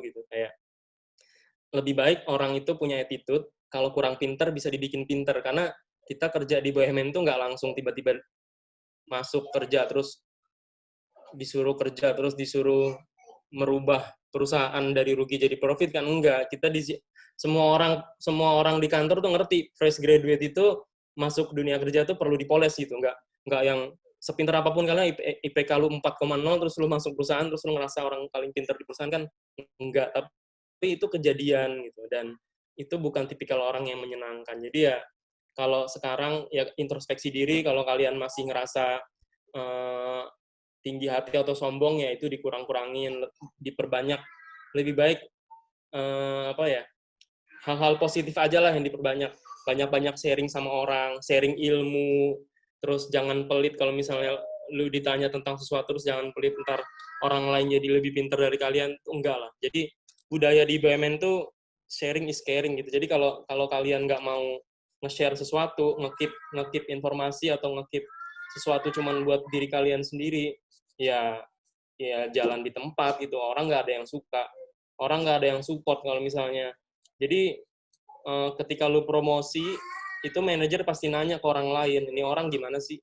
Ah, ini orang pinter tapi attitude-nya minus. Ah, adalah nggak usah. Mending perbantukan aja ke anak perusahaan deh, taruh di mana kayak geser di mana. Gitu. Jadi itu satu kata, jangan sombong, itu doang sih kalau dari gua. Kalau yang lain udah diwakilin Aicha. Oke deh. Terima kasih banyak kepada Kak Alvin dan Kak Ica. Alhamdulillah jazakumullah khairo atas ilmu dan pengalamannya yang sangat bermanfaat banget. Mudah-mudahan peserta yang di sini yang memang berminat juga di BUMN atau sebenarnya hal-hal yang nggak cuma di BUMN aja gitu, tapi tentang attitude gitu kan. Itu mau dimanapun kita harus bisa gitu. Bahkan nggak kerja juga ya tetap ada gitu kan perilaku kita kayak gimana. Kemudian kepada para peserta juga yang udah menyimak materinya dari awal sampai akhir dan aktif bertanya. Semoga nanti ilmunya ini bisa mendatangkan keberkahan, bisa mendapatkan pekerjaan yang halal, yang baik, yang barokah. Nah, sebelum saya ngasih linknya, mohon buat para peserta nyalakan dulu kameranya, sama nanti kita foto bersama juga sama narasumbernya. Silakan. Ini ada 3 halaman ya. Oke. Halaman pertama dulu. 1, 2, 3. Oke. Halaman selanjutnya. 1, 2, 3. Oke, yang terakhir. 1, 2, 3. Oke. Nah, ini saya kirim di chat ya buat presensi dan nanti pemberian sertifikatnya. Kemudian saya juga mau mengingatkan buat minggu depan, insya Allah di jam yang sama juga kita akan ada sharing lagi terkait bekerja di yang ini kan negeri. Nanti kita akan share yang terkait dengan swasta dan juga kalau wira swasta gitu yang membuka usaha yang menjadi mengelola dagang dan lain sebagainya. Jadi jangan lupa ditandai jadwalnya. Mudah-mudahan kita mendapatkan ilmu lagi gitu dan bisa diberikan kesehatan dan kelonggaran untuk menghadirinya. Baik, terima kasih atas partisipasinya. Sampai bertemu di rangkaian ASDK 2020 selanjutnya. Wassalamualaikum warahmatullahi wabarakatuh. Waalaikumsalam. Terima kasih semuanya. Ya. Jazakumullah khairan. Amin. Jazakumullah khairan. Ya. Ya. Assalamualaikum. Waalaikumsalam. Terima kasih banyak Kak Ica, Kak Alvin. Enggak, ini yang siapa nih tadi? Ainur Rafiq sama Fatur Rahman. Fatur Rizky Emir. Ya. Nanti kontaknya saya kasih ke Mas ya. Ini pertanyaannya bagus-bagus ya padahal ya. Iya, nanti saya udah di-compile kok Mas. Oke, Jadi siap, nanti dikirim lewat chat aja, nanti dibalesin. Nanti kan ada grupnya juga. Sip. Oke. Oke. Silakan yang udah mengisi linknya bisa diperbolehkan meninggalkan room meetingnya. Yang tadi siapa? Ainur Rafiq sama Fatur Rahman Rizky installing aja ya. Installing gimana Kak? Install aplikasi link aja, nanti gue kirimnya Oh, link aja. install link aja gitu ya? Itu punya BUMN soalnya. Oh gitu. Jadi ini Masih bagian dari terus. promo juga ya? Oh, punya swasta.